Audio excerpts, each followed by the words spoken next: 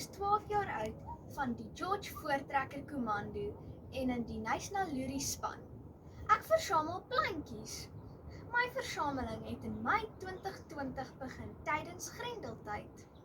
Ek het nou al vir my versameling vir meer as 'n jaar. Ek kry my plantjies in die omgewing rondom my. Ek soek na plantjies wat sukkel om te groei. Dan versorg ek hulle en help hulle sodat die wortels kan begin groei. My eerste item in hierdie versameling is 'n klein vet plantjie met doringkies. My gunsteling item in die versameling is 'n klein bonsai boompie, want hy is al baie jare oud en is beslis 'n erfenisstuk. Ek bære my versameling in ons speelraam, want dit het 'n net bo-oor sodat die storms nie die plantjies kan omwaai nie.